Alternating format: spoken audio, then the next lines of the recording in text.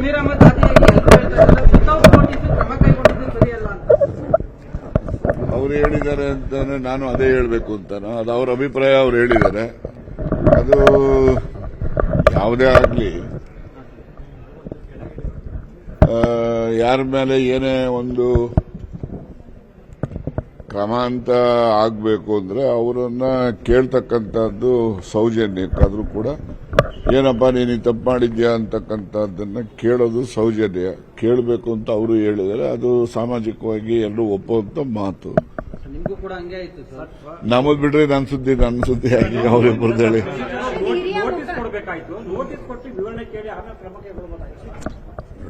ಸರ್ವೇ ಸಾಮಾನ್ಯವಾಗಿ ಯಾರ ಮೇಲೆ ಏನೇ ಆರೋಪ ಬಂದರೂ ಕೂಡ ಅದನ್ನ ಅವರನ್ನು ನೋಟಿಸ್ ಕೊಡಬೇಕು ಅಂತಿಲ್ಲ.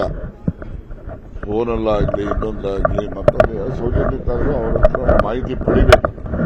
ಸತ್ಯಾಸತ್ಯತೆ ಬಗ್ಗೆ ಮಾಹಿತಿ ಪಡೆದು ಆನಂತರ ಕ್ರಮ ಇಡ್ತಕ್ಕಂಥದ್ದು ಅದು ಒಂದು ಸೂಕ್ತವಾದಂಥದ್ದು ಅಂತೇಳಿ ಎಲ್ಲರೂ ಭಾವಿಸಿದರೆ ನಾನು ಕೂಡ ಅದು ಭಾವಿಸ್ತೇನೆ.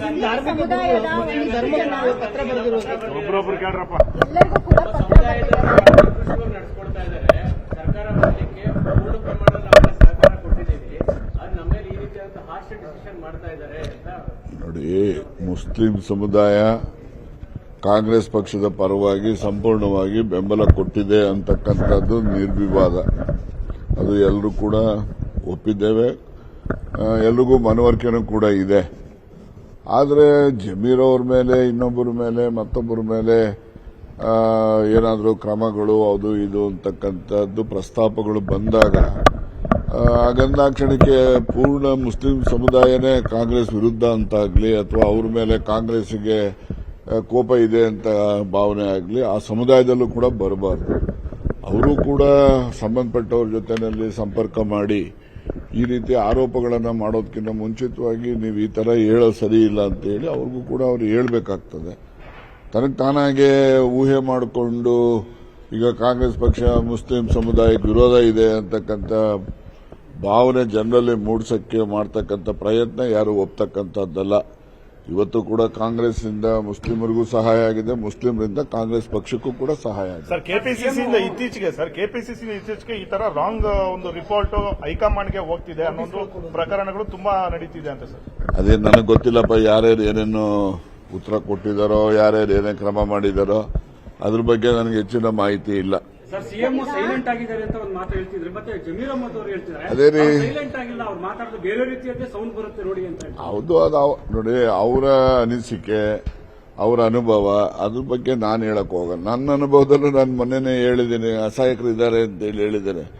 ನಾನು ಒಂದೊಂದ್ಸರಿ ಸಿಎಂ ಇಷ್ಟೊಂದು ಅಸಹಾಯಕರ ಆಗ್ತಾ ಇದಾರಲ್ಲ ಅಂತಕ್ಕಂಥದ್ದು ನೋಡಿದಾಗ ಯಾರಾದ್ರೂ ಮಾಟ ಮಂತ್ರ ಮಾಡಿಸ್ಬಿಟ್ಟವ್ರೇನೋ ಅವ್ರ ಮೇಲೆ ಸ್ವಲ್ಪ ವಿಚಾರ ಮಾಡ್ತಾ ಇದ್ದೀನಿ.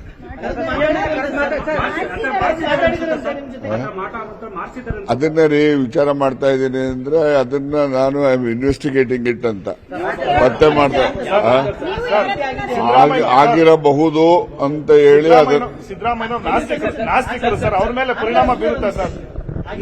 ಆಸ್ತಿಕರೋ ನಾಸ್ತಿಕರೋ ನೋಡ್ರಿ, ಆಸ್ತಿ ಯಾವಾಗಲಾದ್ರೂ ಕೂಡ ಮನುಷ್ಯನ ಮೇಲೆ ಏನಾದ್ರೂ ಪರಿಣಾಮ ಆಗಬೇಕು ಅಂದ್ರೆ ಅವ್ರು ಆಸ್ತಿಕರೇ ಆಗಿರಬೇಕು ಅಂತಲ್ಲ, ಅಥವಾ ನಾಸ್ತಿಕರಾಗಿರ್ಬೇಕು ಅಂತನೂ ಅಲ್ಲ. ಬರ್ತಕ್ಕಂಥ ತೊಂದರೆ ಯಾರನ್ನೂ ಬಿಡೋದಿಲ್ಲ. ಆದ್ರೆ